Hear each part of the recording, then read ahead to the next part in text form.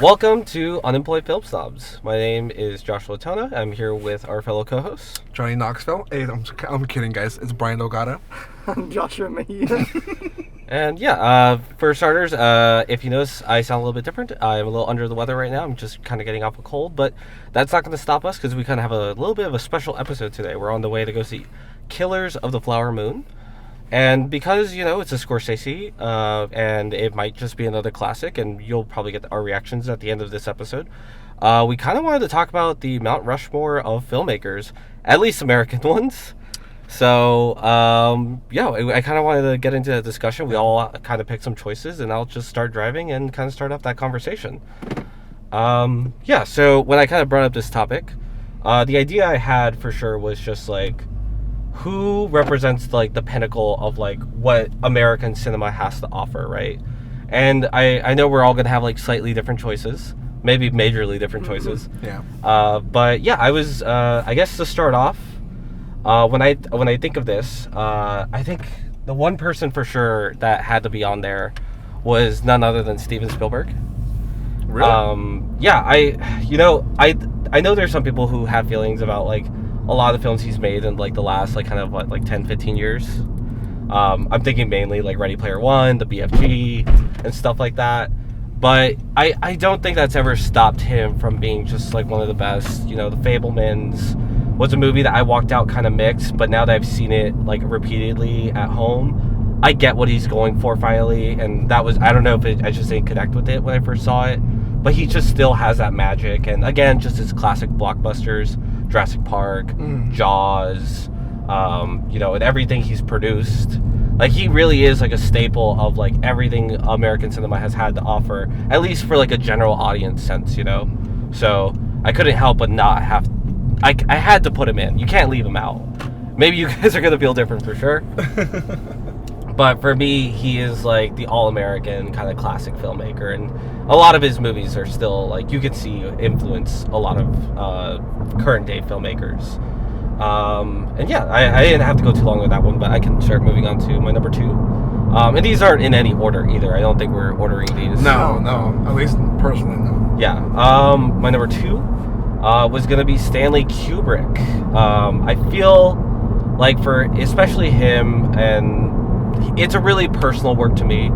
I love The Shining, Eyes Wide Shut. Those are my top two Kubricks. And I just think he has a style that no one else has been able to capture, right? If you think of 2001 and The Shining, there's no one that's been able to replicate the feeling of the films he has and how complicated those movies are. And he just remains such a symbol of how you do art house cinema on a big scale, right? His movies feel big, but they're about such small stories, and I think that's just so interesting. And the closest I think any filmmaker has gotten to him is someone maybe Ari Aster.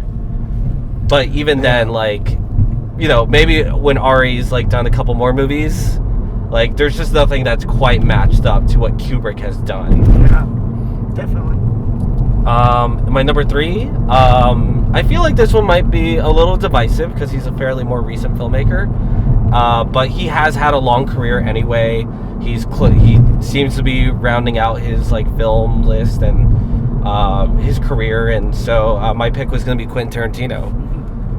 Again, another filmmaker who no one quite makes movies like him, and I think a big part of that, what I was thinking, I think what he does really well is that Quentin grew up on the B movie, the Grindhouse, right?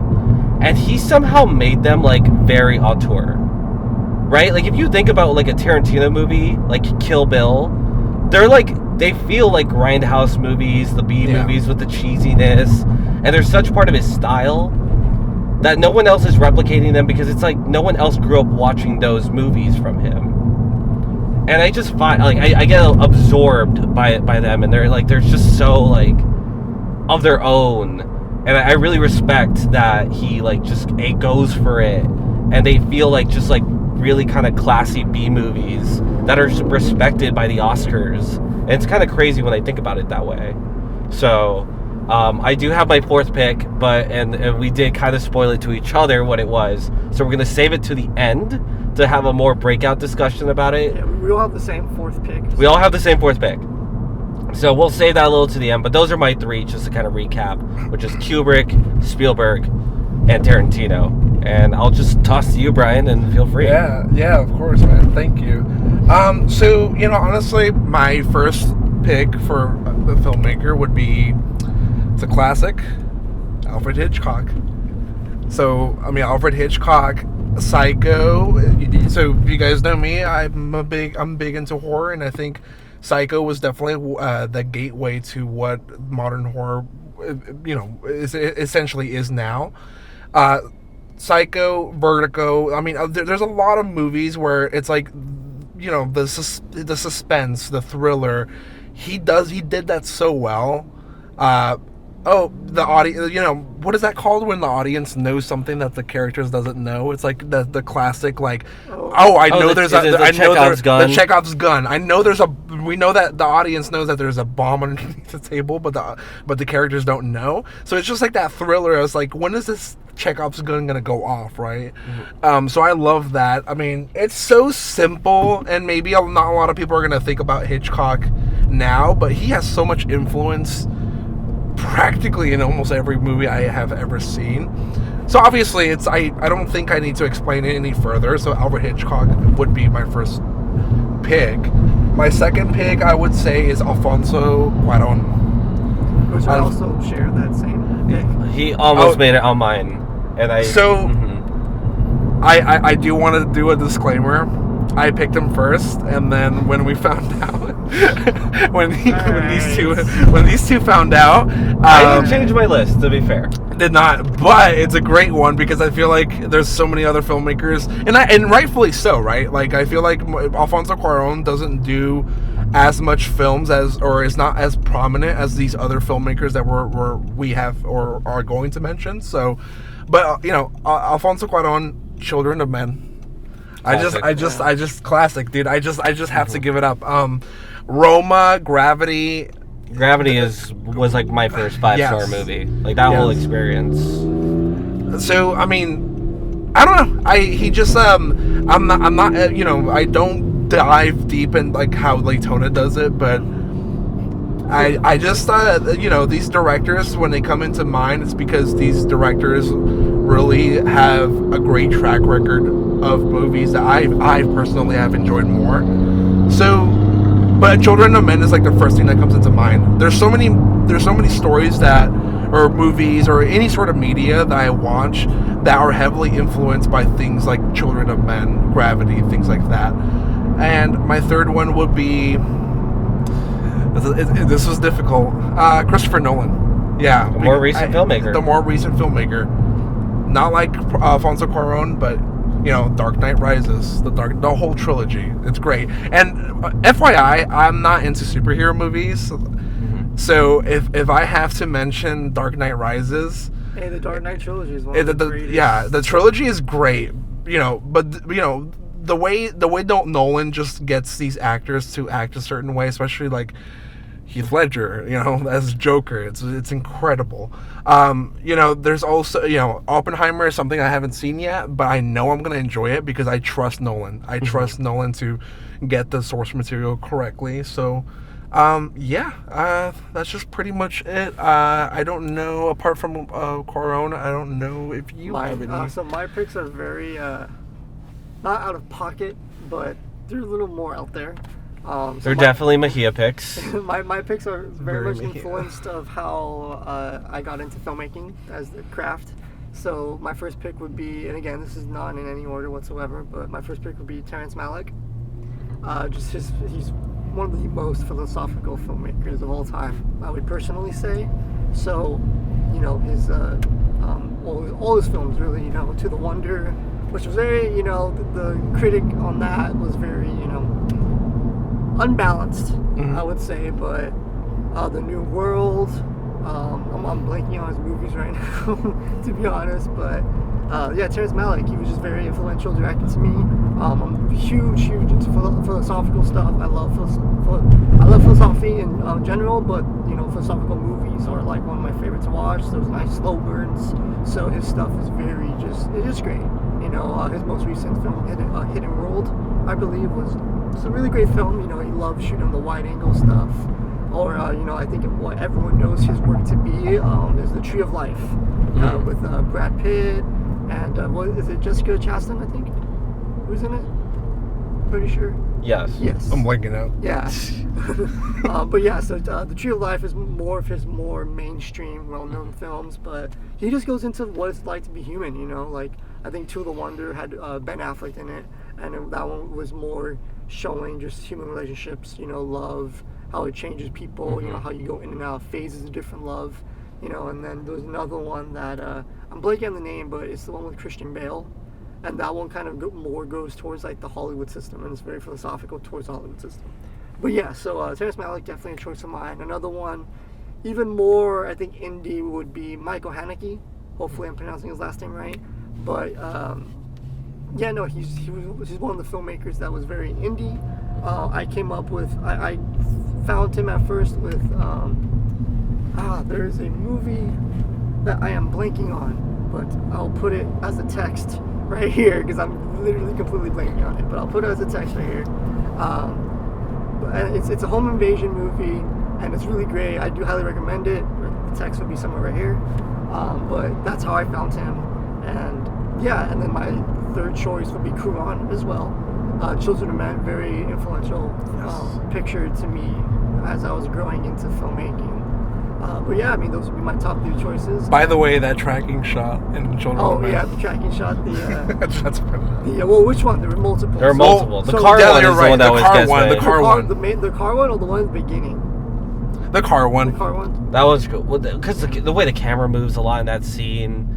It's just such an incredible piece of just filmmaking. I really would just talking about. I know we're gonna go see a movie, but I just want to rewatch that now.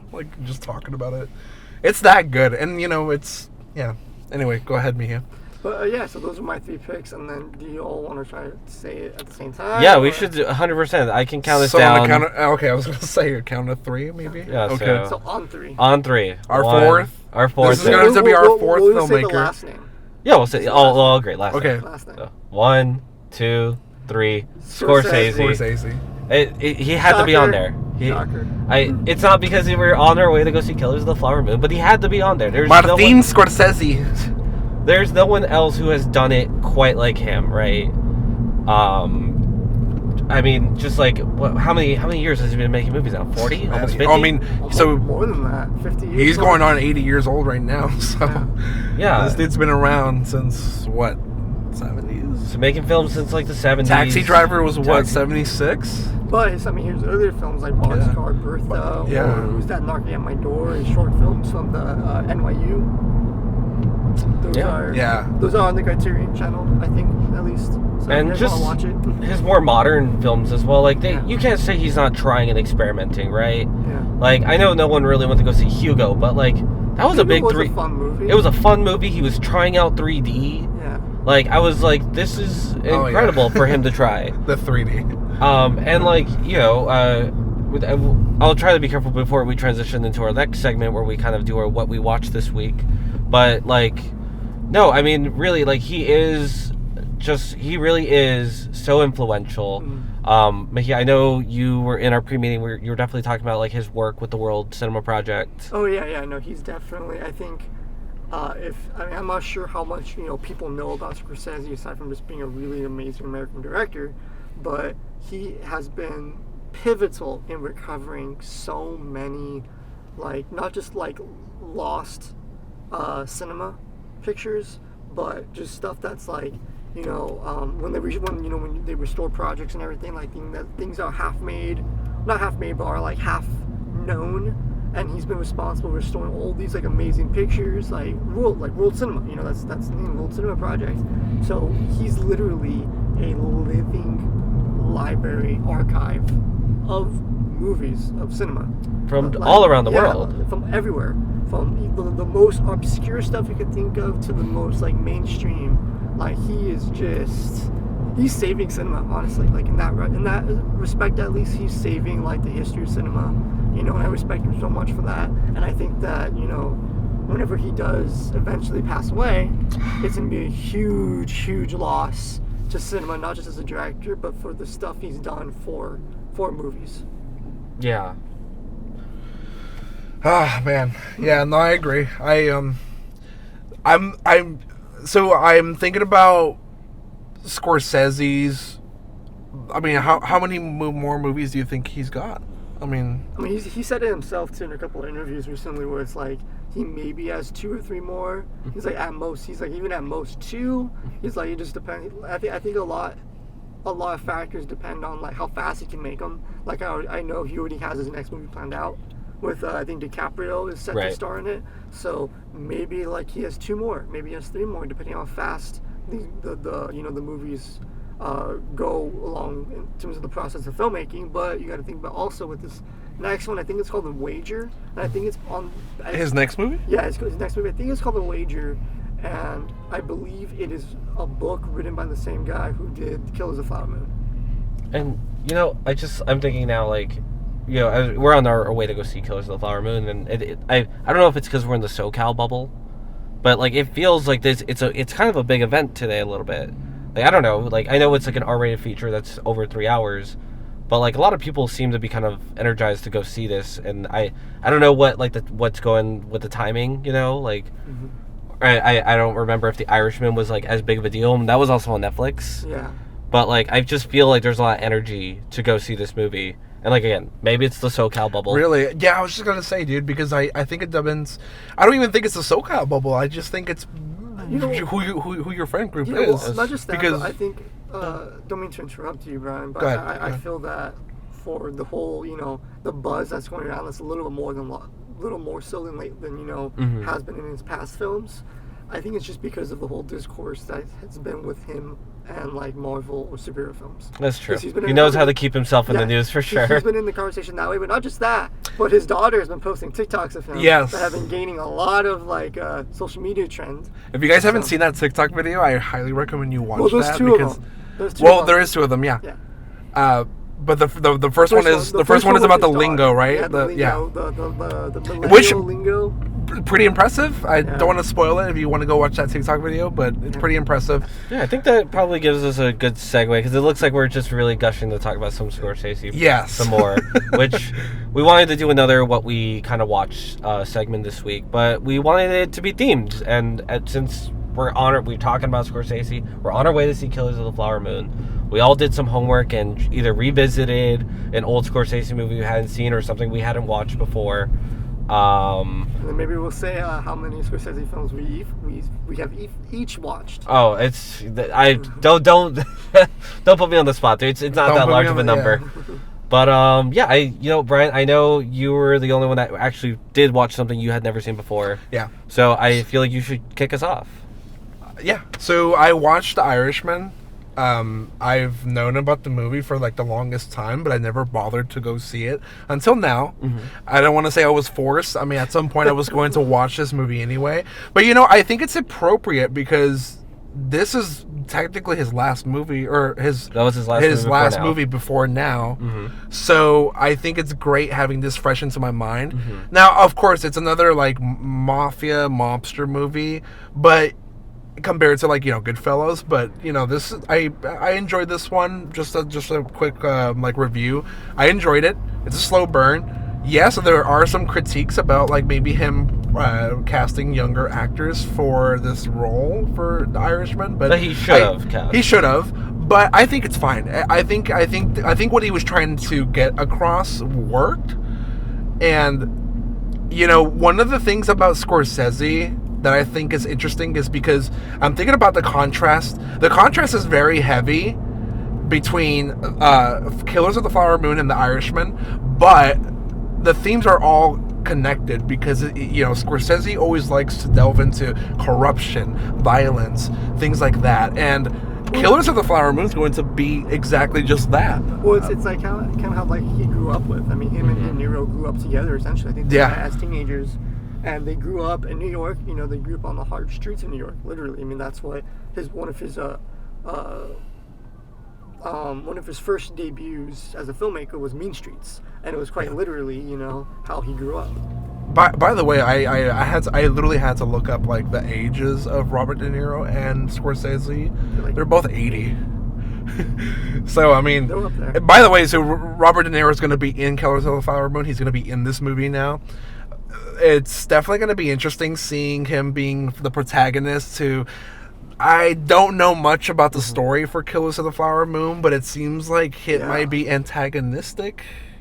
Yeah. I don't know. I don't want to say. We'll have much. some impressions We'll after. have some impressions. I'm going in blind too. Like, aside from the trailers, I have no idea what this movie is really about. Yeah.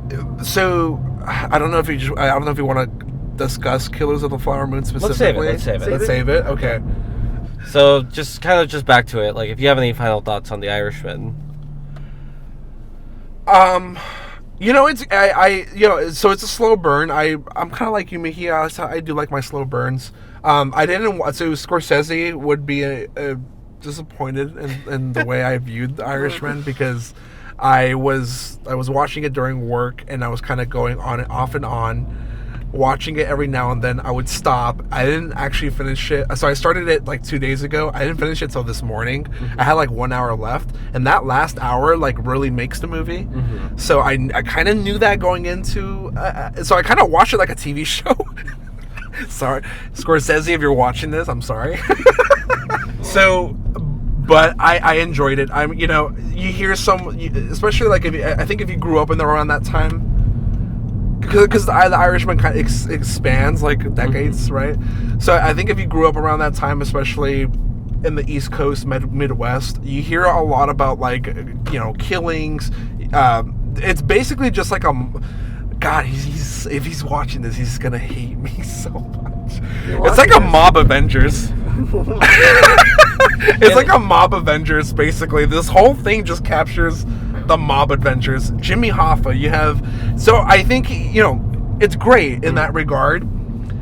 I think it also depends on you have friends like you have people who don't like mob movies. So essentially, it's not going to be something of interest. But I think he captures really well the cohesiveness of mob movies and how it affects families. I think it's more character driven, and I love that. So I don't know. I'm more of a character guy. So slow burn character guy. So Scorsese, if you're watching this, I did watch The Irishman all the way through continuously without any breaks. So I treated it as if I was in a theater. You know what? I guess just to talk about the Scorsese movies I haven't watched anything recently, but I think the most recent one I watched would probably have to be The Departed. And it's one of my favorite films too by him, like probably my all-time favorite by him, and also the one that I believe garnered him the Academy Award for Best Directing. There's a lot of surprise moments in it. If you haven't seen it, I won't spoil it, but towards the third act of it, let's just say there's a scene in an elevator that I was not expecting, and the ending scene was very satisfactory to me. Yeah. I love the ending scene. And he does a lot of just imagery, a lot of metaphors, a lot of symbolism in the movie too throughout. And it's really great to see. I think it was really peak Scorsese cinema. I guess to kind of wrap up this segment, so I decided to kind of revisit The Wolf of Wall Street. Good movie. That was my first Martin Scorsese movie, and I was so into it at the time that I ended up actually reading the actual the book, the memoir, by Jordan Belfort, which it really expanded everything. Is it as crazy as the movie? It's a little crazier. It's about it's pretty much exactly the same. Scorsese just does a lot of blending stuff together. So the scene where Jonah Hill's choking on the hot dog is actually a combination of two different events. But I believe it's a hamburger and there's a pool involved. So he does the smart thing as a storyteller of weaving things together to make a narrative piece rather than the most accurate story. And I guess I left a large gap between when I last saw it. I think the last time I watched it in full was probably around 2015. So it's been 8 years? Yeah, it's been 2015's 8 years? Jesus. And it's only that way because to always try to sit down for a 3-hour movie is a little exhausting. So I just was I never felt compelled to put it back on. So I was window I have, like 3 hours, right? Yep. But I was like, you know what? This is my homework this week. I'm gonna watch it. I haven't seen it in a long time, and I had kind of some mixed feelings about it as time had gone on. But like after I watched it, I was kind of reassured, and I was like, oh no, yeah, like he is the master at what he does, and the film is like a really good like when you read the memoir, I feel like Jordan Belfort kind of tells his story pretty honestly. And when I say that, he acknowledges, he's like, yeah, I had a lot of fun doing coke and like Quaaludes, but also like I kind of really ruined things for people, and I think Scorsese kind of captures that pretty well. I think like the only bummer is like you know, kind of like Fight Club. Like there are definitely like a group of people who walked away from that being like, Jordan Belfort's the coolest person ever.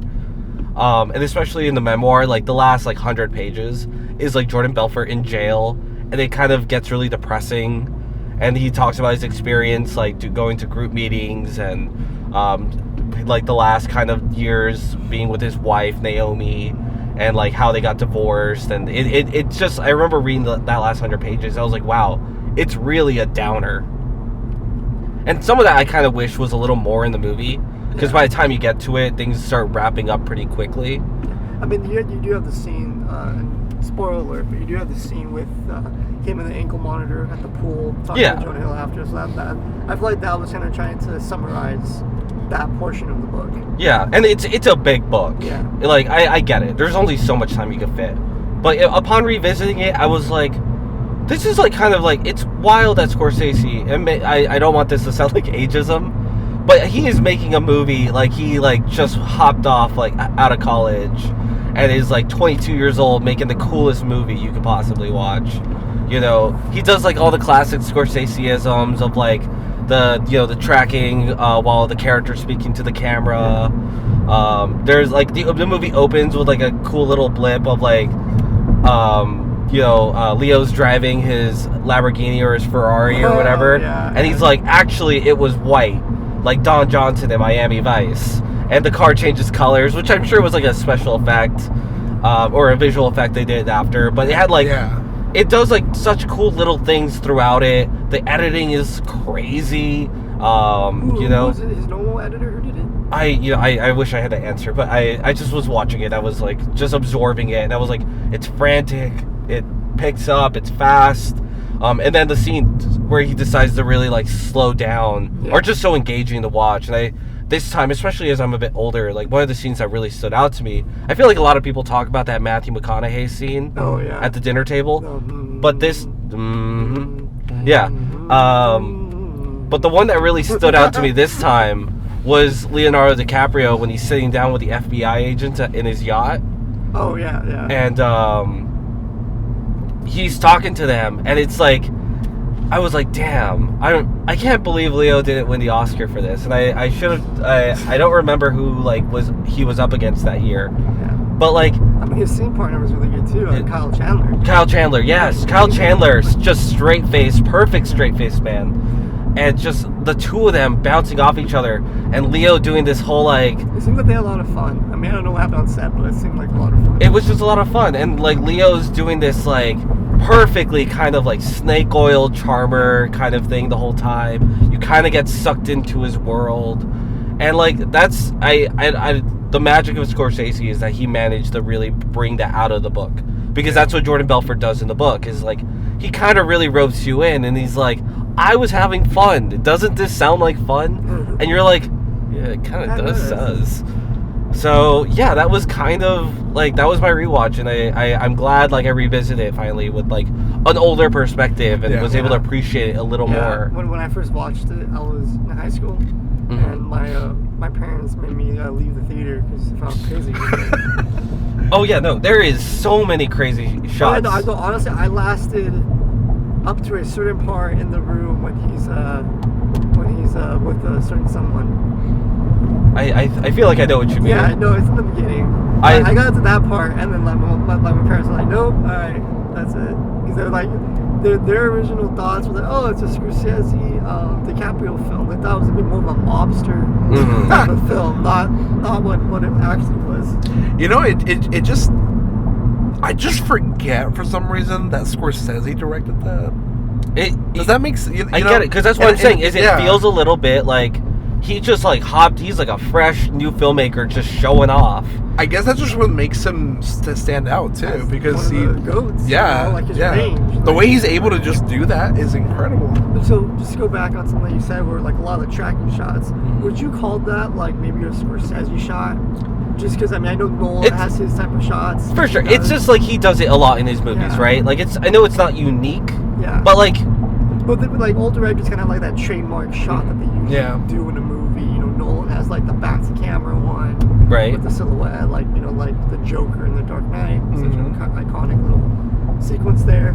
But do you think that could be like what you can not sum up, but you can give to Scorsese, like that Scorsese shot? It's like those tracking shots with people talking to the camera. I think like so. There's an energy to it. There's like a very specific energy to it. The way he blocks everything, the way it's very stylistic.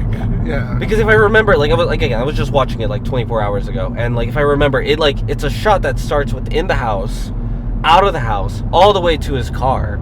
And like I'm not saying like other filmmakers don't do that, but there is a really kinetic energy. Yeah, I mean he captures. I mean, like to me, the reason I say it could be considered as like a Scorsese shot is because one of the first time he's really used it before in his past filmography was for Goodfellas, the Copacabana scene. Right. You know, and that one was actually, fun fact, was actually one of the first major uses of the Steadicam.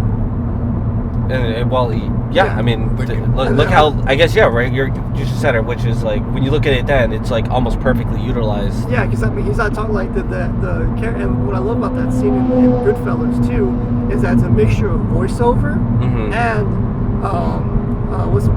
Ray Liotta, right? Yeah. Ray Liotta talking to his, the actress that plays his wife, you know, and the fun fact about it is I believe that when they're going through the whole club scene in the Copacabana, that one shot, that I think they're actually going around in a circle, and that the background actors and the background is just changing with them. Okay. Because if you really look at it, when they get back to it, they go through the same curtain that they pass by when they first get there.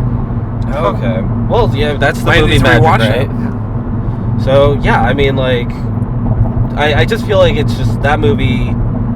You know, despite like, you know, some of the people who have like totally learned the wrong lessons from it, but like that's just always going to be cinema, right? Like, Fight Club is like a, you know, satire piece about like America and masculinity, but like some men are actually throwing fight clubs, and some people actually really just want to be as degenerate as like, you know, like some of the people in The Wolf of Wall Street, but entertaining nonetheless. And I just couldn't believe, like, I was like, man. He's definitely one of his more, like, I don't want to say colorful films, both in its in like the subject matter, but just brighter. Like everything else is the color grading shots, or all the color grading, the tone of it. The tone of it's a lot just brighter. It's not as gritty. It's gritty in its own ways, but at least the color of it, like the color grading of it and everything, is more. Like I guess I would say brighter. I don't really know what other word I can use. Yeah, I mean, maybe we can put this as a shot in the show, but I have like the Steelbook Blu-ray that came out that year. It came out, and it's like a yellow case with like the shot of Leo, I think popping a champagne bottle or something, and the party. Yeah, and it's like when he first meets Naomi, right? When he first meets Naomi, and it's like if you look at the movie, it feels like, oh my god, this is like a movie about like fun, and like you're right, the color, like even I was looking at the colors of the suits, and they're like, he wears like these gorgeous like pieces, Miami Vice type suits, Vice, these blue kind of threads. I was like, everything all the fashion choices are just gorgeous. You know, you can even see some of that. Go ahead. No, I was just say shout out to the costume designer. I don't know their name, but shout out to them. Yeah, no, shout out to them. All the articles of clothing in the movie, like everything that even that Jonah Hill's wearing, is like just gorgeous pieces of clothing and very unique to that character. So like, what were you gonna say, Brian? No, I was just gonna say, I mean, even in watching The Irishman, I feel like I still see some of that, to be honest with you. Like, even though it's like a much more noir, dark, there's still some scenes where, like, when he's when Robert De Niro's character is driving with Joe Pesci's character and the two wives, when they stop on the cigarette break, there's a nice shot of like the lake, and it's very colorful. So I feel like that kind of also just gets adopted and carried over into his newer films as well. Yeah, I mean, maybe you kind of consider that the growth of him as a filmmaker. Yeah. In any order, because I mean, even we haven't seen Killers of the Flower Moon yet because it just premiered last night. Yeah. But just from trailers and stuff, you can already tell like the color, it's a bit gritty. Yeah. But you're seeing much more of landscape. Like you're seeing much more. Yeah. It's just brighter. It's less like the tones, like not as dark as like Mean Streets or Casino, Goodfellas. Yeah. No, I agree. Oh, especially Goodfellas. Yeah. Yeah. So I'm excited to see what. Watching all these films that we have to watch for our homework assignment for Scorsese, I wonder what does carry over to Killers of the Flower Moon. You know, would it all be a combination of everything so far? Are we gonna get another Scorsese shot in this? I would bet on it. Yeah. I'm pretty sure we will. But yeah, I mean that's all I think we really have to say for right now. We're gonna go see the movie in a bit, and we'll add the next part. So I'm sure Mejia will find a way to edit it smoothly. Yeah. So we'll give you our thoughts. We're about to park right now, literally, to go see it at City Walk, and we'll see you guys after. And after so right when I clap, we're gonna have seen it, guys. So 3, 2, 1, and we're back. We just finished watching Killers of the Flower Moon. I'm Brian. I'm Joshua. I'm Joshua Mejia. And we're just just to kind of break it down, we're gonna give our thoughts non-spoiler, and we'll let you guys know. I mean, by the time we post this, it's gonna be like a week and a half already that the movie has been out. So we'll let you. But just for courtesy, we'll let you guys know when we'll start getting into spoilers in case you haven't seen it. But apart from that, who wants to start first about their non-spoiler? Just quick impressions. Quick impressions. First impression, I think it is. I'm trying to think of the words, but essentially what I think about this movie is it's a different breed for Scorsese. Like this is very different than anything he's ever done before. Mm-hmm. I feel like it doesn't make sense in my head the way I'm thinking of it, but it's like he's matured even more as a filmmaker. If that's even possible. Because he was already a legend of a filmmaker, but this takes everything to a whole new level, to a whole new essence for him. Like he really did. I saw an interview with him talking about how it was. He talked about content, but not in the phrasing that we use it, more in the phrasing, the content of what the picture's about. So basically, like the humanity of the picture, the philosophical, ideals of the picture, and I think he really reached just a new level, even for himself, with this movie. I agree. Yeah, I agree. So while there is some differences, like I think I mentioned this before, like there's a lot of contrast. There's definitely a lot of contrast to expect, but I still saw some similarities. Yeah, of course. Especially like if you're familiar with his work. Especially like the tracking shots, like the house, shots, in the house, the floating shots going all the way through, like the Copacabana one. The voiceovers and then showing us like what they're talking about. The way he uses the music. Well, this one was more of a score, but the way he uses this music and sound in general. I do love the Taylor Swift music playing in the next room. I'm kidding. No, that did not happen with us, but thankfully, to be honest. Our theater seemed like they were all into it. They're all enjoying it. I like that. I agree. It's for a very heavy movie. Mm-hmm. There's still some really funny moments. Yeah.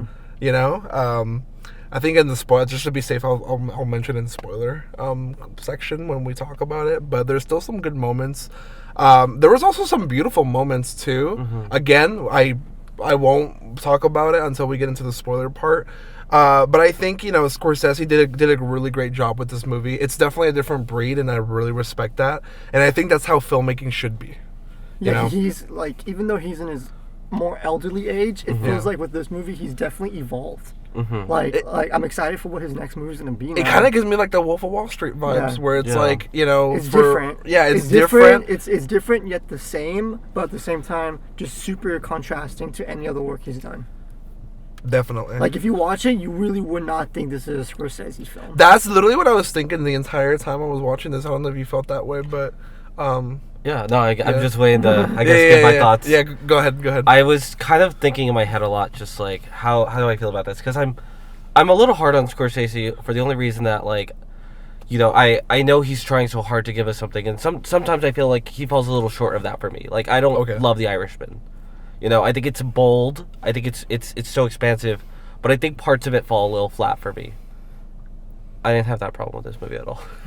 Really? Okay. And if you had to tell me, like, what was the one word I would use for this movie, it's just devastating.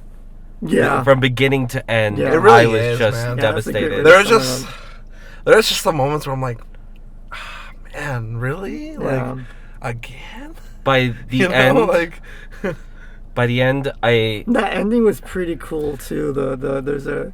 we'll get there right now. We'll get there right now. We'll get there right now. I know. I just wanted to say, by the end, I mean, like, I know we kind of joked about this in the pre-segment, and I don't want to, like, start being like, oh, which one's better, because I know you kind of already have some thoughts about it, but I think this is the best picture of the year. I think it is. I only say that because I was completely enthralled in this world. From the runtime, I honestly kind of had forgot about, like, how long the movie was going, even with a cold, and I was just swept into it. Yeah. And I agree. I don't know. I don't want to do the recency bias of saying I think this is my favorite Scorsese or anything, but he won me over completely from beginning to end, which is, I feel like, a little hard for him to do sometimes with his movies. And, like, just for me personally. Yeah. But that's just kind of my thoughts. I think I really love this movie. Yeah, Okay. I mean, I love this movie. Like, I really did love it. I already held respect for Scorsese as a filmmaker, but this just took it to another degree. Yeah. But it's the same way I feel about Oppenheimer too. Like, I feel that, like, Nolan just took himself to another degree. Like, he evolved. Like, that's his magnum opus. You know, I wouldn't call this Scorsese's magnum opus, especially like it's up there. It is definitely up there, but just because, I mean, it's just Scorsese. Like I don't know his other plans for his other films yet. So, but I don't know. I'm still developing my thoughts on. Yeah, this is all still processing. We just got out, so there's about literally Letona's, especially about Letona's thought about Best Picture. I'm still developing my thoughts, but it's a super, super close one for me. It's just both films made me feel very differently. And like how you said, like, I was enthralled into Oppenheimer because I felt that was more of an internal world rather than, like, you know, this movie, Killers of the Flower Moon. This is more of an external, like, it's external. It's very external. Well, I think let's just move into just some slight spoilers, and let's just get into it a little bit. Okay. This is your warning now. If you haven't seen Killers of the Flower Moon, maybe step away, watch the movie, and then come back. And just fast forward through here. Or fast forward, whichever way. But we're going into spoilers now. You want to start off? Yeah, no, I just really wanted to say I was a little worried, just initially, because I had the comments, those comments that the Osage consultant gave. Oh yeah. And I did get a little worried about that. And admittedly, I'm not an indigenous person, so, like, I can only give it through, like, what I saw on the lens, and I was just really glad Lily Gladstone, she really is the heart of this movie. She did great. Yeah. Like, I honestly don't even want to talk about anyone else other than her, because she is such a powerhouse in this movie. To just these small mannerisms she has, you know. Like, watching her ill in bed and knowing what, you know, that... You literally feel it with her. Like, the sweat everywhere, you know, on her forehead. And internally, I felt all her pain. Like, every lie that Leo is clearly telling her. Yeah. Yeah, I mean, personally, I felt really a lot of the deaths, just because I not to get into too much, but I unfortunately have a lot of experience with, you know, funerals and deaths, so I felt that a lot more, especially, you know, the pain when you know, she was crying over her kid, and then, you know, the mom and everything, so... Every time, at some point, like, when we know, after, like, the second death, you know, you just look, you see it in her eyes. The performance was great, and I also felt that, and I literally was in the theater just saying to myself, fuck. It was a lot of Like, just it's deep a- breaths because yeah. you have to take it in. Well, and then also, you know, this wasn't like a heavy moment for me, but what really got to me, I think was really cool, was when, you know, to quote since it's a spoiler, you know, at the end when they're talking about the crime story, I thought that little crime story segment was pretty cool. And with Scorsese giving off the final remarks. That was, I love that. That was hugely, like, you like tip my hat off to Scorsese. I feel like Scorsese meant it literally. You could see it in his eyes. like at the end of it when he said that in his Scorsese reading the obituary. Yeah, the obituary. Like at the end of it, he's like, and the murders were never mentioned. There was just a slight pause, a slight tinkle. Yeah. Where it's like when he said that this story meant something to him, he is telling You could see it. absolute truth. Like, You could this see is it. a part of his heart, 100%. And you know, it's so funny because I was literally gonna say, "Oh, it's acting," but not really. I mean, it's only acting because it's like he's in the movie and it's part of the film. And I But didn't expect him to be in there. Like he just. I did not expect. Like, whoa. The moment I saw that silhouette, I was like, "That's Scorsese," you know. You know, it's not like when Shyamalan just pops up in every one Yeah, of no, his this movies. one was a very meaningful yeah. cameo. Like, And you know what? I think that's what took the film for me from like, this is like on par with Oppenheimer to maybe like it might have taken it to the next level, because I know like Oppenheimer kind of has its like a very specific kind of ending that maybe we'll find an episode where we'll talk about that a little more. But with this, again, all the worries of like not to make this like into more of a like race and gender conversation, but like Scorsese is, you know, Scorsese is, you know, who he is, you know, which is a white man telling this story, and just him putting his stamp on it that way and being like, I'm just gonna be a voice, I'm gonna be a vessel rather, to funnel this story out. I think that's what what I grabbed from it. Yeah, no, I think it's a great like kind of like lesson too, just for anyone. It's like because I know a lot don't do it well, but don't do it right at all in terms of like taking an indigenous. Apologies, my pronunciations are horrible.